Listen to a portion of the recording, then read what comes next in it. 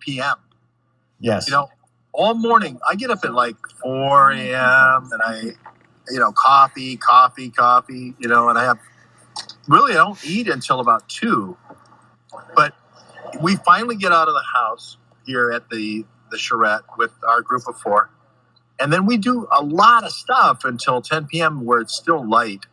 And then we eat about this time. So, but I don't want anybody to think that we're not coming up with great creative insights in between bites of our steak. George, have you been to Spain? I have been to Spain, and I know it's even worse there. It's later there. They have a mandated nap. At least they did the last time I was there. At 3:00, all the stores close for siesta, and then all the stores are open until like midnight. The going to Barcelona and going to San Sebastian, literally, you go to the hotel, like a place like this, and there's nobody there at 11 o'clock. You think, wow, this place is really suffering economically. And then somebody said, no, come back at 2 o'clock in the morning. I said, a.m.? Yes, come back at 2 o'clock. The place is packed out. The place is completely packed out until 4 a.m. They go home, they sleep for a couple hours. This is the Tommy Carrigan schedule. And then they go to work for a couple hours, and then they go home to sleep. You're exactly right. Yeah, it's very I would say civilized. I guess. Well, Tommy, I don't know. It's not like it seems like working from 9 to 5 is a very Prussian thing. You know what I mean? Working from 9 to 3 and then taking a nap and then I like the American Adderall and coffee, 12 hours a day, 8 days a week. Fucking eviscerate your enemies. Throw forth their women and children. Hear the lamentations in their wails. Conquer everything in front of you. That's all right, that's Mr. my, Milius. That's my frequency. Conan. Oh, was Conan an American? Conan the American? It's Tommy the American. I don't know. All right, George. So last time you were very clearly compromised by the World Economic Forum as your quote-unquote battery ran out. And Peter and I both saw through your horseshit. So are you going to now explain to us the CCHF, or are you going to magically have another technological program or a technological problem? No more running, Tommy.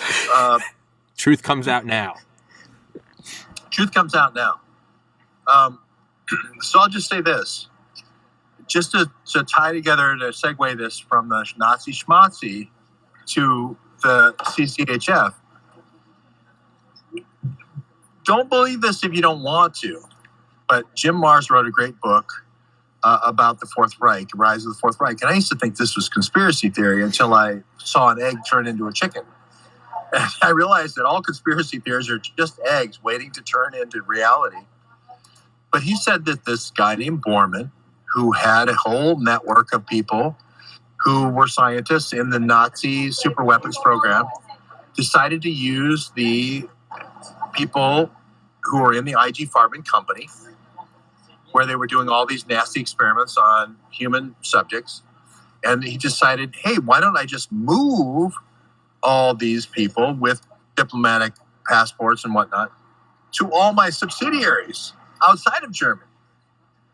And he moved his son to Congo. I didn't move Bormann's son. I didn't move Martin Bormann's son to Congo. Martin Bormann moved his son to Congo, right? And isn't it interesting that after Martin Bormann moves his son to Congo... Martin Bormann, who's the number 2 guy in the Nazi party behind Hitler, right? And skated out of World War II, right?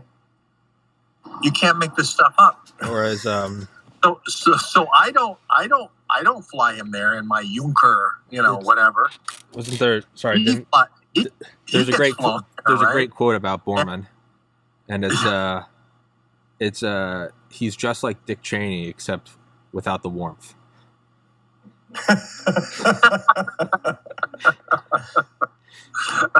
That's a $15 joke for a $4 show. Hey man, I like it. But you want to spill the candy here on this show, Tommy? Go ahead. Yeah, sorry. But no. But thank you. You've upgraded us.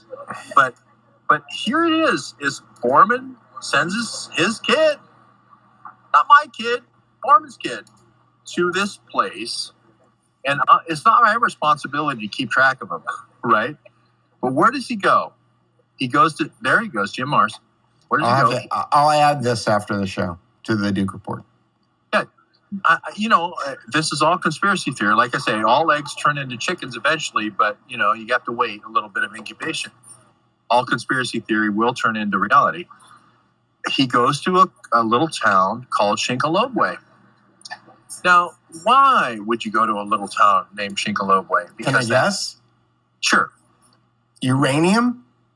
Uranium. It's almost like it doesn't even need to be refined. So if you kill everybody in the town who doesn't agree with you, and then you keep all the people who work for you and mine the uranium, you end up having a super weapon, a force multiplier, on your engine if you're a drug dealer for Rahm Emanuel. You end up with a super weapon, a force multiplier. These Nazi schmazzies, now let's call them Nazi schmazzies to make it more fun, they knew about force multiplication. So I'll just leave it right there. I won't go any further, but it is there it is, the chicken and egg. A conspiracy theory is like an egg. It doesn't necessarily mean a chicken, but it's a good predictor of a chicken. George Webb. That is a great graphic. And Tommy, I've seen you talk about conspiracy theory before on your show. But a lot of times those theories end up turning to be reality, do they not? So is the CCHF, is that the next COVID? Because at first it kind of seemed like monkeypox was, but it's kind of fizzling out. So is the CCHF, the nosebleed fever, is this the next thing? Or is this one also going to fizzle out? Because it seems like they can't make up their mind on whether they want to go with another pandemic or if they want to go with World War III. Okay, I'm so glad you mentioned that, because at the end of World War II, there was Nazis on one side of there's the shirt. Boy, if you can't get the chicken and egg shirt, boy, is that going to be a shirt for the Duke Report shirt? It's a shirt. It's a shirt. You could order one in your size right now, George. An egg is just an egg until it comes true. It's a conspiracy. I love that. Oh my goodness, that's going to stop traffic in New York City right now. That is beautiful. Well, Tommy, you hit the nail right on the head. You have successfully tied Martin Bormann and the bioweapons experimentation at the end of World War II on one side of the Dnepro River and the other side of the Dnepro River. Nazis on one side, Soviets on the other side. Oh my, guess what? We have the first breakout of Congo Crimea hemorrhagic fever in 1943 during the biological experimentation of these two armies going at each other in a siege situation. Isn't it interesting that, and Martin Bormann is the super weapons guy helping Albert Speer with the Wunder weapons, right, in 1943. Ukraine sounds like, weapons, bioweapons. Huh. That kind of sounds like now. But anyway, let's put a pause there. And then you send the son, the prodigal son, to Congo, and that's the second outbreak. Nothing in between Ukraine in 1943 and Congo ever get Congo Crimea hemorrhagic fever. Put that thought out of your mind. It's only when you fly in a Junker 311 or whatever that Junker thing was, and you fly directly from Ukraine to Congo, that's when you get the second outbreak of Congo Crimea hemorrhagic fever. And I'll tell you, I don't want to be the guy to break this story, but I'm going to go ahead and do it until somebody's brave enough to do it. A lot of years, they went with Congo fever, and they went with Crimea fever, and you had it was taste great, less filling. You had these guys arguing with each other that, no, I'm Congo fever. No, I'm Crimea fever. Literally, not kidding. So somebody genetically sequenced them and found out, oopsie, we are all arguing about the same fever. Your Congo is my Crimea, and my Crimea is your Congo. So don't cry me a river. Don't cry me a river, and don't Congo my bongo. Hey, we are the victims of one family, and it's the CCHF test tube. That's all there is to it. There's nothing in between. How does the thing jump? So it's not one banking family. Just to get that straight. It's one family of virus or genetic material. It's one packed ice refrigerator. It's one Juncker trip, literally, between... When was the second outbreak? What year? 1943, CCHF is the first outbreak on right where all the action is right now. Mm-hmm. You know, Sver, Donetsk, or whatever, all that. Yeah. Right? Dnipro River. The Soviets are on one side, the Nazis are on the other side. The Nazis break through in 44 for a while, right? But then it breaks out 30 years later, and oopsie, Duminu. I want to eat the salmon here before it's all said and done. Sorry, that's selfish. But the key is these things that never ever appeared in Africa before Martin Bormann's son gets to Congo, all of a sudden start appearing. Ebola. Let's see, what else? Ebola and the close relative of Ebola, and I'm all of a sudden, what is it? Hemorrhagic fever? Well, CCHF appears also in Crimea, and then I'm trying to remember the relative of Ebola but all of Marburg.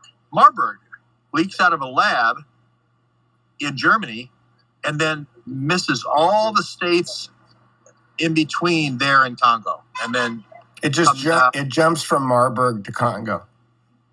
Marburg to Congo fever. I think this is where that's quite a bat. That's quite a bat. Yeah. So here's the story is like, how are these things? It's not zoonotic jumping. It's jumping Juncker. What is the Juncker? It's the Juncker 311. What? Tell me the Juncker. I don't know. It's Hitler. Well, there was the 4-engine Juncker, right? Because it would probably need the Ju-88 only had 3 engines. I don't know if it would make, and I don't think it had that big of gas tanks. But there was a 4-engine Juncker. They called it the New York bomber, right? The New York bomber, the Juncker that took Hitler to Nuremberg for the 1938 or 39. What's it? Leni Riefenstahl. Yeah, the Leni Riefenstahl. The Ju-390. Here, I got it. The 390. There it is. Yeah. So I'm what I'm saying is that I don't want to say these Nazi terror viruses from the Nazi death camps that they were trying are now being attenuated and tried on us as a fear weapon to get us to agree to a whole bunch of biosurveillance and lockdown. But it does kind of seem like that. It seems like the same things used to control those societies and get them to agree to a whole bunch of things like Nuremberg laws are being just used again in a simple repetition for like DHS stuff. I've talked too much. No. So how does it tie into present day though? So if it starts in 43 and then the next breakout was 30 years later and it's between two distinct areas, it's not like a flu traveling from Boston to LA. It just appears in Boston and then appears in LA. So I get that, and it's 30 years apart. But the second one was 50 or 49 years ago.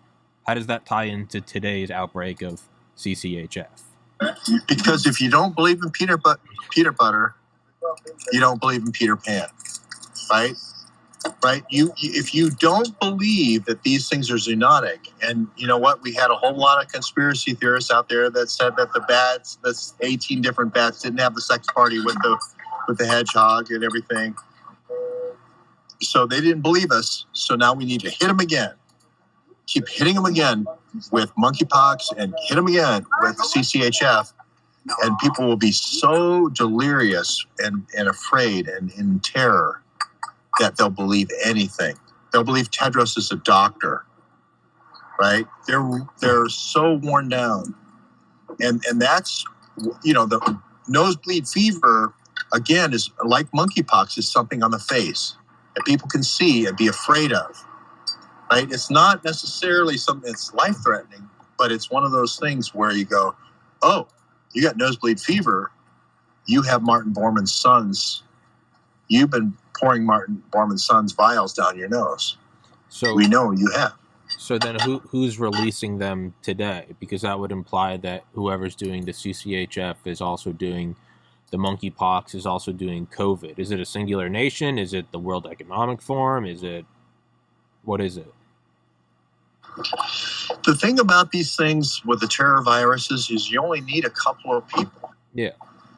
I go recruit a wacky cult, and have them do it.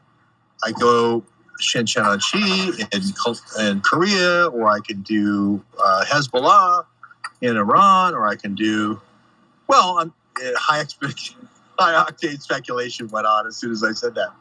But I'm just saying is all I need to do is have a cult do this who hates people. Shincheonji said God would have a virus to kill all the world except the chosen ones. They are the super spreader cult for coronavirus. So I didn't drive them all from, the airport in Wuhan to their new cult location in Wuhan and bring them all back to Seoul to create the breakout in Korea. So right. So they seem to be very close to this. They seem to be very close. And or 1,000 Talents. I have a 1,000 Talent program for the Chinese students. They seem to also be vectors. I didn't give them free visas to come into the United States, even though we had stopped and had a travel ban for all people from China. Matt Pottinger did that. So, again, I only need a small group of people to vector this stuff to create my terror virus. So who's behind this small group of people, I guess is what I'm asking. Are these because if it was like a random terrorist attack, if it was just random terror to kill, sure, but you're implying that there's like purpose behind this, which is why I was asking, like, so even if it only takes a handful of people, I mean, at the height of its secrecy, the Manhattan Project, there was only 3 people in the world that were fully read in. So I get that. There is historical precedence for it. But the United States was behind it. Like, there was purpose to it. So I guess that's what I'm asking. Is this whole thing, is it a CIA program? Is it a big pharma industrial complex program? Is it for money and vaccine passports? Or because it doesn't seem to be, like, COVID was huge. That altered the world. Monkeypox and CCHF, knock on wood, they haven't been really anything other than like a headline here and a headline there. That's what I'm asking. I think it was George talking to, I think, Chip Tatum one day. And somebody asked a question, who Chip Tatum worked, and what was the program he was working on? Was it called Pegasus? Or I can't remember what the name of the program was that he said that he was working with. I can't remember either. Anyway, maybe somebody in the chat will remember. Anyway, what he was talking about is that people were asking him, like, what country were you working for? Were you working for the CIA? And he was going, no. And they said, were you working for MI6? And he goes, no. And he said what people need to understand, and I'm paraphrasing here, is that at a certain level, like, countries don't make any difference. There's a group of people, Nicholas Hager in his book, The Syndicate, calls them the Syndicate, right? Okay. And that they're kind of a supranational James Bond type organization. And the idea of trying to like, does the CIA work? Are there parts of the CIA that work with them? Yes. Are there parts of Mossad and MI6 and KGB or FSB that work with them? Yes. You know what I mean? They're like, countries don't really matter at that point, right? So the answer is it's the World Economic Forum, or? Well, let me answer your question. Let me have a shot at it. So Jack Parsons, Werner von Braun, von Karman, 327-360 is the von Karman line. I produced the BlackBerry with 327-360 on it. That's the smoking gun to the group. It's this Q level clearance group that is repositioning or repurposing Q level clearance for the space, for the new high frontier. Werner von Braun leading the pack. That is the group. It is this Nazi. Hitler used to say, we didn't do bad for 7 Nazis sitting around at kitchen tables. We took over. We took over the whole country, right? Through terror, through a series of terror shocks. Okay, we took over the whole country. This same thing is this modus operandi thing is the same thing I think is happening here. Just a series of released, controlled shocks, and then we take over the country. I called it Clockwork Orange. If you think about how all these things rolled out, it was always in a very clockwork-like manner. We had one governor declaring an emergency over here, and then another governor upping the ante over there on masks, and then another governor upping the ante over here, through a cycling up of biosurveillance. And then we had Bill Gates and Elon Musk and Klaus Schwab all talking about transhumanism, putting a chip in our brains all of a sudden is the solution. Really? I was like, that's kind of a jump. So I do think it's the same. I hate to say Nazi schmozy, but I do think it is. There's a core group there. I'm not sure they weren't co-opted by some other group like MI6 or some cabal, some military cabal that's using these guys. But we're close to we might not have named everybody in the cabal, but we're close to the action. Yeah, this is, I put up, this is Catherine Austin Fitz's model of the way the world really works, which I went in and I kind of changed the art direction and cleaned it up a little bit, added a couple of things. But basically, her contention is that there's a top-down structure that controls the world with the Bank of International Settlements at the top, and the central banks below that. And then the think tanks, the people that are involved in actually making decisions of the World Economic Forum, the Council on Foreign Relations, Chatham House, the Club of Rome, the Rockefellers, all the Rockefeller foundations, the Trilateral Commission, the Bilderberg Group, and Bohemian Grove. Those are the people who decide what's going to happen. And then policy is distributed through captured societies and organizations, through the United Nations, through the International Monetary Fund, the IPCC, the World Bank, the World Health Organization, different philanthropists, like George Soros and Bill Gates, global corporations, non-governmental organizations, and captured religious organizations. Like, these are the people who distribute the policies. And then governments are the enforcers. Governments and the government institutions are the enforcers on these things. And the way that this power structure differs from what our perception of it is that we think that we vote these people into power, right? And that we're in control of the situation. But if you look at this kind of power pyramid, we're on the bottom, right? And the way that they get away with it is that in between the policy enforcers and the policy propagandists, you've got in between the policy enforcers and us, the subjects, you've got the propagandists. So you've got mainstream media and fact checkers and social media platforms and all of the other media mechanisms that are used in order to control the worldview of the public, such that they believe that when they vote, their vote counts. They believe that the government that it's been elected has been elected in a fair and legal process. And in reality, none of that is true. So this is the Catherine Austin Fitz model of the world, which maps very closely to the Nicholas Hager model of the world, which I can also bring up. And my comment here is I did meet Catherine. I met her very briefly at the World Health Organization summit that was in Geneva. I went to all the Kolomoisky properties and, for a week. And I was only able to collect the receipts and deliver the receipts on 3 people, which is give me email addresses at WHO, give me people who have done NATO bioweapons in the past, and give me spy masters who have orchestrated Libya, Syria, and other bioterror events. And those were only 3 people at this point. So I love the Catherine Austin Fitts' model, but people expect me to bring the receipts. Receipts are in order. Virginia Benassi, benassi@who.int. That's the first email.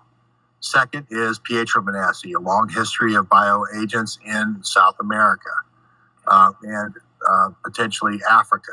Third is Giuseppe Benassi with his involvement with covert actions in Africa, Syria, Lebanon, and then Libya. So I have to bring it down a level from Catherine Austin Fitts and go, give me the receipts. What can I show in court? How can I get an indictment? How can I go to the World Court? And so it's a beautiful story because she provides a framework, and then I can dive down in that framework and present the receipts. Yeah, I mean, what I like about the framework is that, again, it's like I had to unregister to vote to kind of like get there. Like I had to like, okay, what's really going on here? Like, how does this thing really work, right? Because, and then I watched that movie, The Forum, which is a movie made by and for the World Economic Forum that is not available in the United States of America. But there is a link to it on the Duke Report, and if you get a VPN, you can watch it. And it's very informative because they roll all of these politicians in and they say, these are the programs that we want you to support. And the politicians go, gee whiz, how am I going to do that? And they say, well, we've got a foundation over here that's got $100 million that's going to do this part. And we've got this other foundation over here that's got $100 million that is going to do this part. And if you need a jet or a condo in Honduras or whatever it is that you need in order to make this thing work, we're right behind you, you know. And they pat them on the ass and they send them on their way. And they've been doing this for 50 years now. Well, that sounds like a week in Geneva. You know, that's just one column. And they really, and they were dealing with Trump. They were trying to figure out how they were going to deal with Trump. Trump sat down next to some guy, I think the chairman of SAP, who looked like he had just been doing lines off a hooker's ass. He was wearing dark glasses. You know, he's sitting next to Trump, and Trump goes, "What do you do?" And he goes, "I run your whole government." You know? Wait, what? Does your new beautiful wife know you talk like that on TV, Peter? Not only does she know that, but she's sitting right there. Producer Carrie, flip the lights on and off if Peter's holding you hostage.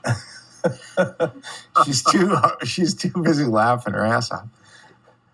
Sounds like something a kidnapper would say. I can flip the camera right. Carrie, you better come over here and wave or something. Well, as long as she's shaking her head. As long as producer Carrie's not far away, that she can be your oversight committee there. I feel comfortable now moving ahead with Tommy Carrigan. George, could you maybe, kind of in a 180, but not really, could you maybe illuminate more on what's happening in Ukraine right now? Has there been more light shed on all the biolabs there? It kind of seems like, and maybe it's just in my own limited sphere of consciousness, but it seems like that story kind of bubbled up and disappeared. Is that still a leading thing? Because it seemed, I remember you saying that, you know, Russia has to produce the goods. Did they ever produce the goods? No, I don't think they ever did. And you're right, Tommy. I got on my Substack, I got my highest views on Azovstal on the speculation that the Jews, the reason for Putin invading might be bioagents in Ukraine. And the juice wasn't there. They didn't produce the juice. Now, there's second question is the juice in Kramatorsk. And honk your horn very loudly if you are a drug dealer for Rom. Yeah, these are drug dealers meeting right here on the street. But anyway, I don't know how you say drug dealer in French, but Dealer. a dealer. Okay, my French experts here that are with me say dealer. But Tommy, you're right. We didn't get the juice. We didn't have the Kraken. We didn't, like the investigative reporter. You go in, you bust into the house. You say, "I know it's here," and you go in the secret stash or the cops, same thing, and then you come up with nothing. Then people go, "Oopsie, oopsie, oopsie! You came up with nothing." And Azovstal was a big burger. And we're looking at Kramatorsk thinking that was maybe a throw, and Kolomoisky was the guy doing that in the. But again, it's a nothing burger until you produce the receipts. So, does Russia have any grounds for defending what they did, or is it truly just the invasion of a sovereign nation and wanton slaughter? I mean, I get the whole NATO encroachment thing, but I mean, there was that running idea that if they find proof of bioweapons labs or U.S. bioweapons labs, it could really upset the whole apple cart. But you're kind of confirming that that's not coming out to be the case. Well, I think there's another justification, which is the denazification. I think there was 8 years of wackiness in Donbass. The Kolomoisky with Azov Brigade, all that is true. So there is a denazification preterite, but the real juice, that's like kind of like, I don't know, a half predicate, but the bioagents would have been wait a minute. I remember when Colin Powell shook the yellow cake, and so what the hell are you saying? You didn't even find the yellow cake, and you did a 20-year war, United States. We found the damn yellow cake, etc. And they don't have that high ground right now. Peter? I'm throwing it over to you, Tommy, because I don't want to be that guy who just no, you're fine. Well, but to me, it kind of ties into what we were talking about earlier. Then is it as big of a thing then, the Crimean Congo hemorrhagic fever and monkeypox? It seemed like that was a bow that was going to tie it all together, versus now we're kind of thrown back a couple steps, at least in my mind. Well, thank God. Well, no, yeah, absolutely. No. But I mean, in terms of just, no, absolutely, yeah. Oh, damn it didn't work. No. I'm with you, thank God. But a smoking gun would have been awfully nice. I mean, I wish I could say that this came from the Crimean steel plant, and a smoking gun would have been nice. These guys are smart enough to do enough plausible deniability and enough insulation between them and operations that they're never going to have that smoking gun. Well, yeah. There you go. I got you. Well, But it would have been nice. I would have loved to have seen, Kolomoisky like pulling a couple of vials out of the liquid nitrogen and getting on the plane like Dr. No, and had a, that would have been awesome. I don't know. We're still not finished with 2022 yet. I'm not entirely sure we're still going to get out of this year totally scot-free. Yeah, I'm not sure we're going to get to the election. Yeah, I think between now and then, you're going to have China move on Taiwan, and you're going to have Israel move on the Iran nuclear site. That's what I think is going to happen, and shit's going to hit the fan. Well, I never say nations. I always say Peter Strzok or Gingiva or someone where I can produce receipts. Stina Bavari or Jens Kuhn or whatever. But I think what you're going to see is not done with lockdown. If I put it this way, the fundamental theorem. Can we get into fundamental theorems, Peter? A little bit of conspiracy theory, a little bit of high octane speculation. Sure. Okay.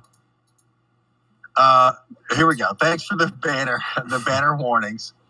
I had a co-researcher tell me in 2018 there was something called Operation Blackjack, which is to take the things that they normally would spray on terrorists on the outside of their clothing, nanoparticles, and then try to introduce them on the inside of their body in order to identify them in public situations.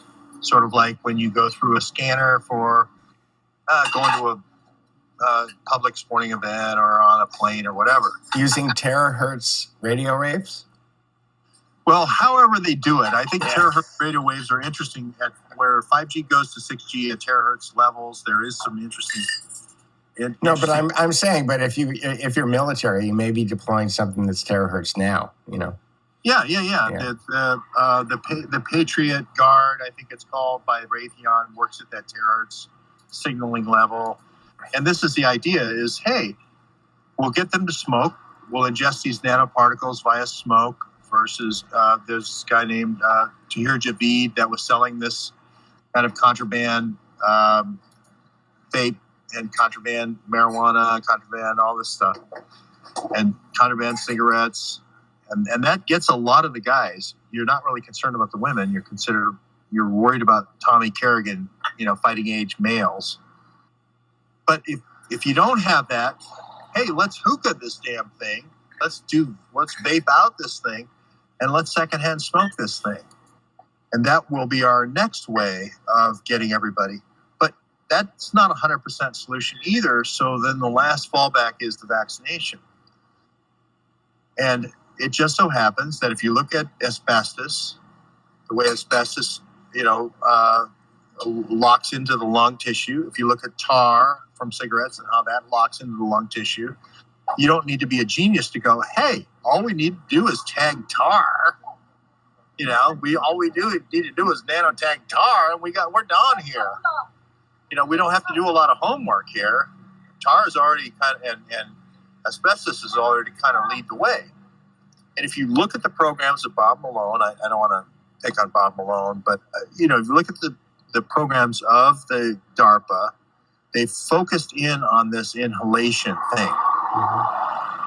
Really focused in on inhalation. And there are other methods to vector with the water and the food and whatnot through the gut, same ACE2 receptors. But for the most part, they really have focused on aerosolizing and making the stuff airborne. Fort Detrick with the 8-ball aerosolizer and so forth. And so when somebody says, oh, there's nosebleed fever, well, let me think about this for a second. Yeah, I think I know how that happens. So that's where I think we are. I think we're into a small group of people in a cabal that are working on force multipliers like overtime. And Klaus Schwab is funding these guys overtime. Jeff Prather talks about these force multipliers. And I think inhalation and aerosolization is their number one go-to. And that's the story of CCHF. And that's Paul Cottrell's assumption also, correct? Yeah, gain of function. He's big on the ACE2 receptor and the spike protein and all that. Have you ever had Paul on your show, Tommy? Mm-mm. Paul's the man on that aerosolized HIV. I'd love to. So It kind of seems like your thesis is you tag everyone, because I remember reading about that in like 2005 in like Popular Mechanics or something. It was about them using like nano dust outside of buildings in the Middle East, and we'd strike those with Predator missiles or something. The next step sure would be, could you put it internally in a person? So is the big picture, you just, I don't know, you're what word am I looking for? You're inventorying every human on Earth. Is that the idea, or? Yes. It's a total information awareness. I know wherever, no matter what you say your name is, I know who you are, where you are, all the time. Because I can put the phone down. I can give my phone to someone else, and they think they're tracking Tommy, versus like a bio-identifying thing that is in my literal physiology. That is every time you go by a light pole is when I want a data point. The Liber light poles, right? The Liber light pole is critical here. And again, look at the whole Liber thing. I just have one Chinese spy in his lab, and then I get him to give all the information, and so I can test this thing in the millions at the Uyghur camps, and then I give him a wrist slap. And I went to the trial, and he's not even been sentenced yet. and he won't be sentenced. Everyone says, well, it's one guy, one bad actor. It's always this one bad actor that gives all the technology for this biosurveillance. If you look at Wuhan military games and you look at the light poles and you look at the velodrome there, it's the perfect place to test this total information awareness, total biosurveillance. I got your lungs, dude. You can try to leave and, escape anywhere you want, but I can pretty much see you, and I have this identifying tag, like your sort of livestock, anywhere you go. That's the bottom line. Sounds like the mark of the beast. Well, I was told the mark of the beast is something that you have to voluntary, right? Have a specific part of your forehead, and it has to be. I thought it has to be voluntary, though. Or am I not up to date on Revelations? Yeah, it's got to be on your forehead, and it's got to be, I'm not sure. I thought it was, but I thought the big thing was, or on your hand. I thought the big thing though is you have to. I thought the big thing is like you have to like use your free will and accept it. That's the caveat. Yes, exactly. But the mark of the beast is the big idea. I mean, that is the big concept here. Is, hey, I don't know what all these livestock are doing during the day. Yeah. I'm going to Davos. I'm trying to enjoy a $400 hot tub here. I gotta keep an eye on these stupid plebs. Yeah, I mean, I got a $1,000 massage coming in an hour.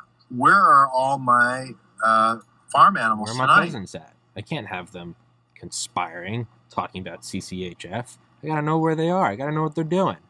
I want to know. They're just a concerned big brother. If George Webb is moving toward my, playpen of the rich and famous, I want to know about it early on.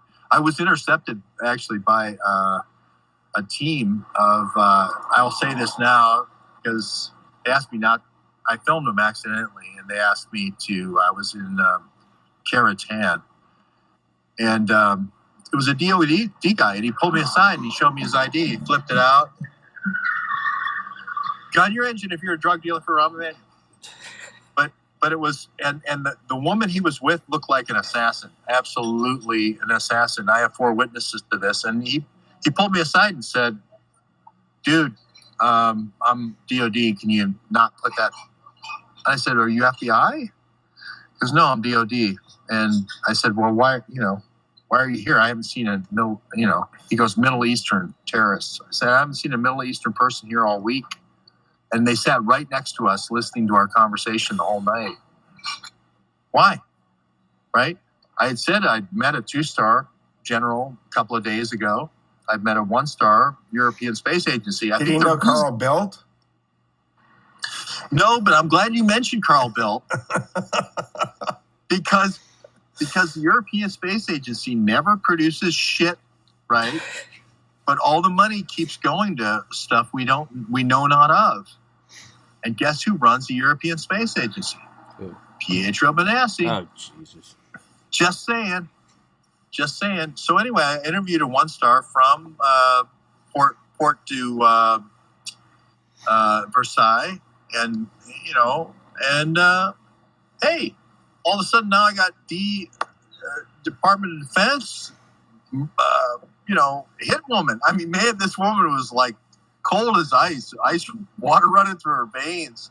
Everybody here's laughing because they all saw her. It's like she would put a 9 mil through all of her foreheads in a second. Not even take a nap. Yeah, hit her. Just fucking. Do you think you could maybe track her down again and get her on the podcast? See if I can't try to make her laugh. So George, did you inadvertently record her and then they made you delete it? Are they watching this right now? Can we assume that? Can we assume the woman really literally it had to be an assassin because she had the coldest demeanor of all time, and she was really, the guy she was with was like howdy doody. And she didn't just eat a bad snail. Yeah, she had the man bun going on, and she was like, Oh, she'll break your neck. no, she was the silencer twice between the eyes. Oh, type. she wants to see you go. Yeah, look. And no, she was silencer between the eyes. How certain are you that the food you're eating tonight is not poisoned? Well, it's just sprinkled with smart dust. I heard sim dust. Somebody was talking about sim dust. I'm never worried about the poisoning because I figure if it's my time, it's my time. Yeah. But, actually there's something like, here we go. Rob Emanuel's guys are coming this way. But, no, I don't fear death from an assassin because that's kind of like, okay, he was out there doing his thing, right? And what I fear is like getting hit by a bus. Yeah. Yeah, you can't really be concerned about assassins. Like if it's coming, it's coming. Like you got to have a 24/7 security detail. Like if it's coming, I think it's Mike Durant said it. Like fate is a blind hunter. Like it's coming. Yeah, if a bullet has your name on it, they used to say in World War II and all that. Don't worry about it. I fear a pedestrian death that has no meaning. That has nothing to do with you tracking down these bioagent stories. It's just some drunk fucker in a taxi. Somebody's gonna fly off the road right now and kill you eating dinner. Just pin you against the wall. Right now, NATO is planning a bus death. It's like, he was hit by the crosstown bus from Ministry of Defense over to La Défense. I know that's what's happening. Well, Assassin, if you're keeping tabs on George and watching this podcast, I'd love to have you on here, and we can chat about business. And if not, you should talk to Paul Cottrell. In other news, Joe Biden is in town, George, right by the Bluffs. And this was going on as we started the show here today. Let me see if I can pull this up. And I have to run in a minute. I got another podcast at 6. You have another podcast at 6? Yeah. All right. Well, hang on. Let me just show you this. So this is the full force of the California. I think I can just get rid of the sound here. This is the train of California highway people putting cones down and shutting down the Pacific Coast Highway because Joe Biden is going to go to Malibu today. So everything from the McClure Tunnel up to Malibu is closed. It's going to be closed today. And so this was happening like, I don't know, an hour ago. God, I would love when we started. Security detail. And what I don't understand, and here's my high octane speculation, but Obama used to come to Malibu all the time. Trump went to Malibu while he was in office. Those guys always flew. They landed LAX and they'd fly up on Marine One and they'd go to Malibu. Like, why is he taking PCH? Like, I think that's just to make you mad, Peter. It's just to cause traffic snarls. You off. But I do want to say this for Tommy Carrigan's benefit here. I regret that I only have one podcast to give tonight to Tommy Carrigan. And I know he's going to leave us, Peter, like so much coal dust on his next conquest. I feel a little bit used, a little bit. I'm not sure. I think Tommy may be the hardest working man in podcasting. Like Tommy. This is my third episode today. This is the third episode today. I mean, George did used to podcast like Tommy, but Tommy's just like he's got the Tim Pool setup. Like he's sitting in the chair with his microphone, and he just brings it all day long. Bring. I don't wear a beanie. Like how do you prep, Tommy? I'll let you go in a minute, but how do you prep for all this stuff? Mile on the treadmill, 20 minutes of weights, cold shower, meditation. Do that, you're ice. But you talk to all these people like you've read their books. Well, if they've written a book, I've read it. I don't know, man. I go into it. And it's the least intimidating thing in the world. I wish I could explain it. I just don't. It doesn't. Right. it's probably a form of brain injury. It's probably a form of mental retardation that I don't get worked up over these people. I don't know. Maybe there's some like psychopathic because they're on a screen. My brain says they're not real. I don't know, but yeah, I'm talking to Howard Bloom in 2 minutes. Oh, and I got Jeff Prather tomorrow. George Webb. Oh, that's cool. Say hi to Jeff for me. Okay, I guess I have to say goodbye here because we're getting thrown out of this restaurant. All right. Well, maybe this is a good time to go. So George, people can find you. Let me see. I think I have all this all set up. This is where you can support George.